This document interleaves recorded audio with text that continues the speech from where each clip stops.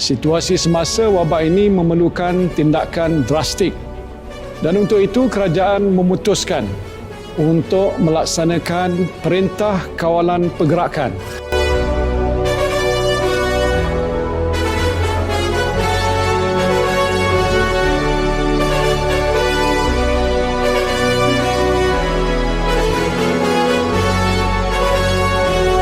Saudara-saudari dan anak-anak hanya perlu berada di rumah. Just stay at home.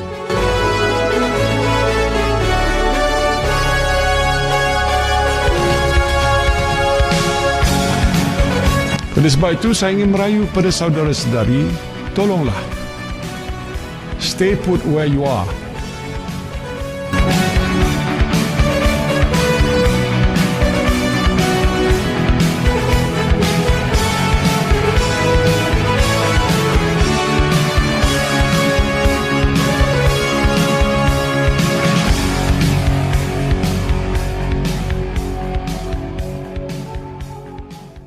Salam sejahtera, saya ucapkan kepada Finash Malaysia.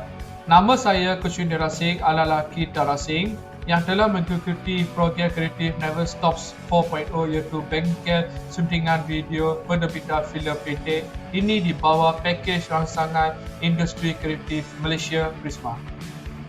Dalam 5 hari ini yang sungguh hebat bagi saya dan tidak terlupa juga kepada pelatih antarabangsa kami iaitu Encik Nanda Gopalan dan Puan Purwendiswari yang telah memberi ilmu dan idea kepada kami iaitu cara suntikan video dalam aplikasi Filmora dan cara untuk menulis skrip ke rakaman video hingga ke rakaman video pendek melalui suntikan profesional dan sebagainya.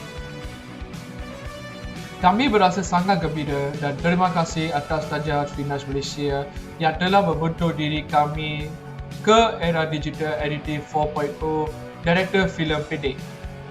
Saya amat berharap Finash Malaysia boleh membantu lebih ramai golongan muda ke industri filem pendek yang akan bermanfaat dalam era digital terkini.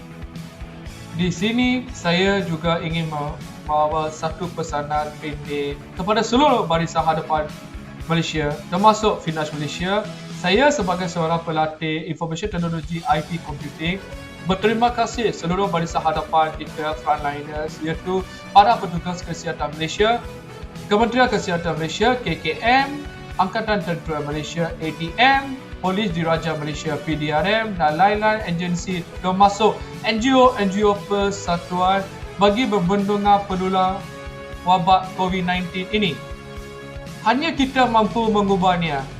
The goal kita menang bersama, lindung diri, lindung semua. Terima kasih. Anda ialah hero Malaysia.